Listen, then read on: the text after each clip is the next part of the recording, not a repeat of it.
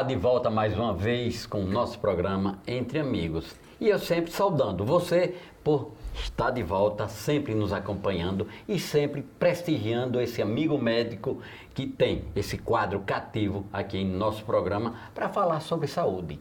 E o tema que nós vamos abordar hoje é um tema que, aliás, a mulher ela tem uma preocupação muito grande, talvez muito superior ao homem, que é a questão do envelhecimento precoce. A partir do momento que você se prostra diante de um espelho para estar ajeitando o cabelo, maquiando o rosto, que não é coisa talvez de forma assim tão exacerbada do homem, mas da mulher sim. Acredito que este seja um tema que vai prender a sua atenção. É ou não é, doutor? Buscar um envelhecimento bem sucedido é algo que todo mundo quer, né, hoje em dia. É verdade.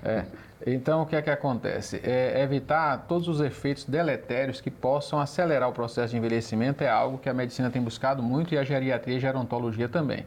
Tanto que se tem surgido, eu digo que a gerontologia, ela é a avó, é a bisavó de várias outras áreas da medicina, porque justamente, se você for olhar na nossa Sociedade Internacional de Geriatria e Gerontologia, a palavra gerontologia vem primeiro. A gerontologia ela envolve todo o conhecimento relacionado ao processo de envelhecimento, nos aspectos sociais, psicológicos e biológicos, os físicos. E aí envolve tudo, envolve a questão educacional, envolve a questão nutricional, nutrologia para o envelhecimento. Há mais de 50 anos a gerontologia estuda a questão de nutrologia e a relação com o envelhecimento, o estudo da nutrição e envelhecimento é um assunto já muito... E daí surge depois essa preocupação de conhecer o todo, já é de matéria de discussão da Sociedade de Gerontologia a nível mundial há décadas, há mais de 50 anos. E hoje essa preocupação traz o surgimento de outras áreas, antroposofia, medicina holística, nutrologia, mas na realidade isso já é discutido pela geriatria e gerontologia há mais de 40, 50 anos, em seus detalhes e com estudos científicos, buscando informações seguras de trabalhos acadêmicos universitários sobre a verdade relacionada ao bom envelhecimento e o que favorece o envelhecimento bem sucedido em todos os seus aspectos, sociais, psicológicos e biológicos, incluindo a parte nutricional, qual a atividade física que você deve fazer. E é por isso que a especialidade de geriatria ela é muito procurada a cada dia e com a gerontologia muito mais. Nem todo geriatra é gerontólogo também. Você tem muitos geriatras que também são gerontólogos e faz a gerontologia clínica e estuda o processo de envelhecimento desde a infância. É o que acontece comumente no Japão, onde você tem uma longevidade maior que muitos outros países no mundo, em que a gerontologia é aplicada desde a infância, né, com estudo de todos os aspectos. Então é importante a gente falar isso para que as pessoas entendam que existe já uma preocupação do segmento médico responsável pelo envelhecimento humano em defesa do envelhecimento bem-sucedido com responsabilidade há muitas décadas. Você citou o Japão aí, eu acredito que a temática principal do Japão é visar a longevidade saudável. Isso. Não é verdade? Isso aí é exemplo para o mundo inteiro. Agora, eu lhe pergunto, qual a principal preocupação ou precaução para, a partir ainda da fase imberbe, da fase adolescente, para você ter uma preocupação ao longo de sua vida para não ter um envelhecimento precoce? Não seria, acima de tudo, uma questão cultural? Cultural, familiar, né? Em que você tem que orientar o jovem, hoje é necessário. Tudo que eu faço, isso já está na Bíblia. Se você for procurar lá, você tem como acharás na velhice aquilo que não acumulares na juventude. Então, já é um ensinamento milenar, bíblico, de que tudo que você faz na sua juventude vai ter resultado, vai ter consequência na sua longevidade. Então, é importante as pessoas entenderem que se a criança ela é bem alimentada de forma saudável, faz um acompanhamento do ponto de vista nutricional, com uma boa nutrologia desde a infância, a gerontologia se preocupa com isso no Japão há muito tempo, né? Com aporte de cálcio ideal, vitamina D, ela vai ter um crescimento, um fortalecimento, vai ter uma reserva óssea, para você ter uma ideia. Exemplo, produzir uma boa reserva de densidade óssea para evitar a osteoporose com 70, 80 anos. Então, se eu sou uma criança que desde cedo faço realmente a produção de um esqueleto denso, forte, eu vou evitar no futuro fraturas precoces. Você vai ver que no Brasil isso não acontece, e às vezes até atletas têm fraturas com facilidade em disputas. Recentemente a gente viu um brasileiro em uma disputa internacional fraturar a perna.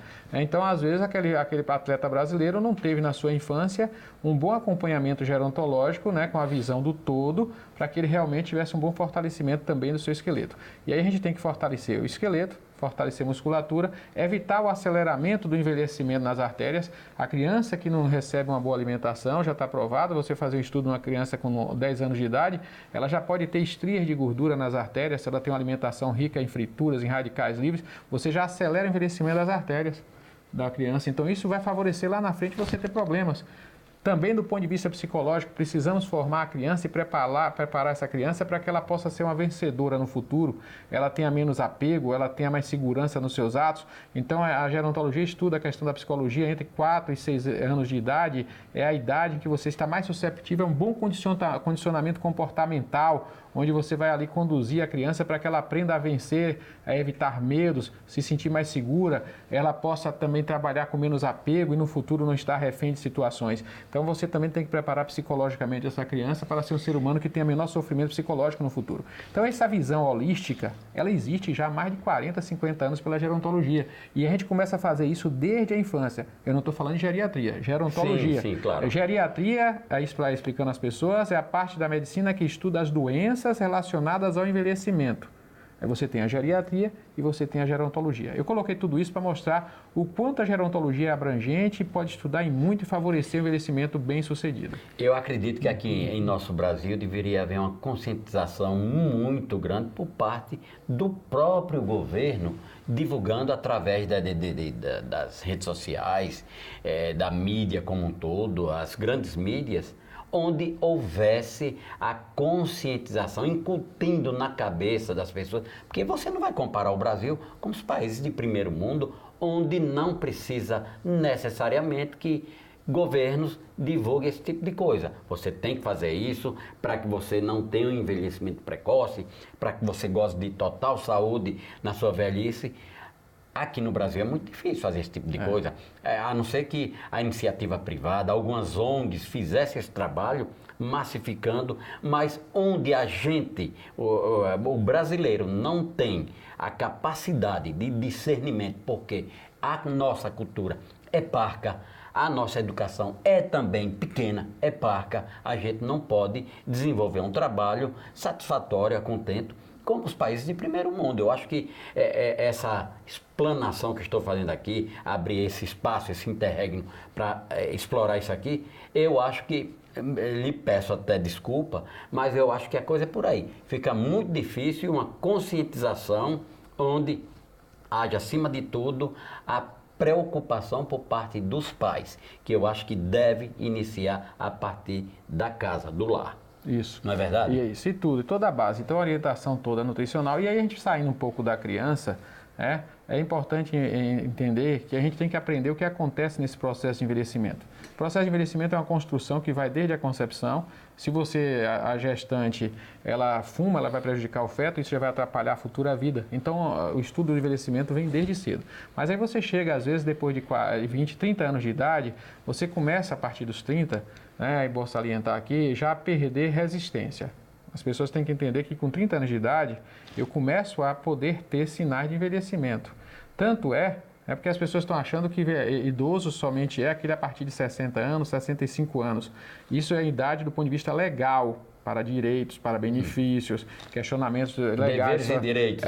Mas na realidade o processo de envelhecimento ele é um processo contínuo que vem desde cedo e que aí passa e ultrapassa, e a partir dos 30 anos de idade eu começo a perder a elasticidade da pele.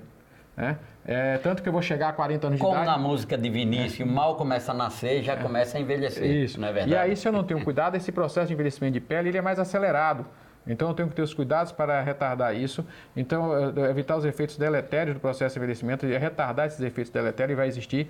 Você tem uma ideia, se você pegar um jogador de futebol com 35 anos de idade, já falei isso em outras situações, ele é considerado veterano, ele não tem mais a resistência que tinha com 30. Um jogador de tênis não consegue mais ter a resistência que tinha com 30 anos de idade. Então, você começa a ter efeitos. A pessoa com 40 anos de idade... Uma mulher, por mais que se cuide, ela não consegue mais dizer que tem 20, como faria com 30. Os efeitos do envelhecimento já começam a ser demonstrados na pele da pessoa, a diminuição da elasticidade já começa a ser vista, a pessoa já começa a perder isso. E a partir dos 40 anos de idade, você tem uma tendência maior a acúmulo de tecido gorduroso no tronco, maior ainda a perda de elasticidade da pele e risco de doenças degenerativas. Aí começam os riscos de doenças entre câncer de mama na mulher, próstata no homem, doenças cardiovasculares, as osteoporose, neuroses e até as questões de memória já começam a se correr risco de precocemente você ter problema em relação à memória, alteração de humor na fase de alteração hormonal, tanto do homem como da mulher. Então você começa, a partir de 50 anos, você então está mais vulnerável. Então a gente tem que ter um estudo, preparar tudo isso, a visão do todo, da vida como um todo, para que você ultrapasse seus 50 anos, 60, 70, 80, e hoje aumentou em número. E o número é grande hoje no mundo. Estudos sobre a questão do envelhecimento humano no mundo tem mostrado que cresceu bastante o número de pessoas acima de 60 anos e que o número de pessoas acima de 80 anos de idade é o percentual de pessoas que mais cresce proporcionalmente. Então a chance de você passar de 80 anos é grande, mas você tem que passar dos 80 anos sentindo que envelheceu com sucesso. A questão de buscar um envelhecimento bem sucedido, sem perder a autonomia, sem perder a independência. E para isso você tem que ter uma história de vida que favoreça isso, né? Buscando realmente informações seguras, com cautela, com critério, evitar modismos, né? Procurar pessoas que tenham estudado, profissionais que possam lhe orientar, porque a gente tem vivido um mundo em que a informação tem circulado com muita facilidade, tanto a boa informação como a informação sem fundamentação. Então, a gente da sociedade médica, o médico, ele tem que participar mais, eu tenho falado com os colegas, buscando esclarecer a população sobre informações que possam deixar a população segura, porque são muitas informações. Hoje em dia você abre os canais, são vídeos de todas as pessoas, médicos e não médicos, muitas pessoas não médicas, e às vezes muita falando coisa em saúde. deturpada. Muita falando em saúde, então você tem muita invenção, modismo, e as pessoas ficam falando isso é bom para aquilo, então é importante que o médico venha participar, esclarecer a verdade à população para favorecer esse envelhecimento bem sucedido, sem sequelas, sem efeitos colaterais de condutas errôneas, porque às vezes as pessoas começam a usar um produto X achando que vai melhorar e deixa de usar o ideal. Então é importante buscar a informação correta, fazer uma boa avaliação, procurar um bom profissional para que você possa realmente, com segurança, traçar seu caminho de um envelhecimento bem sucedido. Seria uma orientação médica calcada justamente em alguns minerais, alguns suplementos que... Se necessário for. Se necessário, não pode sim, se necessário for. Por exemplo, a gente já falou várias vezes aqui, pouco iodo faz mal, excesso de iodo dá hipotireoidismo. Já está tendo matéria já colocando cuidado com o excesso. Então as pessoas começam a usar aleatoriamente. Você tem, por exemplo, um mineral importante que a Organização Mundial de Saúde tem feito uma campanha grande no mundo, a deficiência de zinco não é abordada. Né? Aí Sim. O pessoal inventou a questão fala muito do iodo e esquece do zinco, porque não tem a forma alternativa popular de ficar repondo. E todos nós precisamos do zinco. Então, o que se existe de forma alternativa popular, as pessoas valorizam. E o que às vezes mais importante deixa de ser olhado porque não há o profissional, nem todo profissional pode pedir o exame, pode pedir a dosagem, e as pessoas começam a brincar de médico. Então tem que ter cuidado com isso, porque isso pode trazer prejuízo à saúde das pessoas. O zinco é tão importante quanto o magnésio, né? Cada um tem sua importância. Claro, então a gente já fez programa aqui sobre o zinco, você tem isso aí, a gente já falou. Então e a Organização Mundial de Saúde tem preocupado, porque é o mineral, as pessoas falam em minerais, hoje é o mineral que mais atinge pessoas no mundo em forma de carência. São milhões de pessoas no mundo com a carência de zinco, já colocado pela Organização Mundial de Saúde. É um problema hoje mundial e que a Organização Mundial de Saúde, com os grandes representantes médicos, tem se preocupado. Mas as pessoas não valorizam isso, aí começam a valorizar a moda disso, daquilo, excesso às vezes de magnésio, de iodo, e esquecem, por exemplo, do zinco. Então o que criteriosamente a medicina já detectou que está em falta para milhões de pessoas, as pessoas não abordam. Então, a gente tem que ter cuidado com moda, procurar fazer as coisas com cautela, com critérios, para não ter prejuízo. Eu pego, por exemplo, pacientes no consultório com excesso de iodo.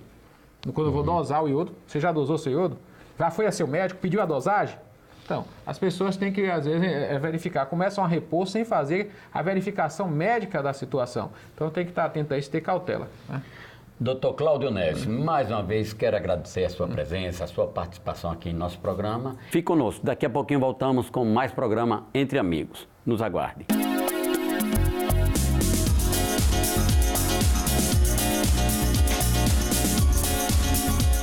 Você sabia que já é possível ganhar dinheiro compartilhando a sua internet, o seu Wi-Fi?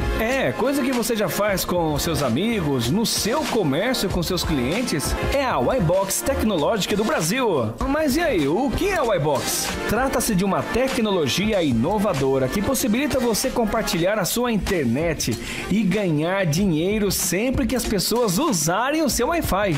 Você instala ele no seu modem Wi-Fi. Pronto! Quando o usuário se conectar à sua internet através da rede liberada do nosso hotspot inteligente Wi-Box, no celular dele irá aparecer um comercial de alguma empresa, tipo Magazine Luiza, Casas Bahia, etc. Faça agora mesmo o seu cadastro através desse link aqui, ó, que eu tô te mostrando. E se tiver ainda mais alguma dúvida, entre em contato agora mesmo por este WhatsApp aqui, ó, que você terá todo o suporte necessário.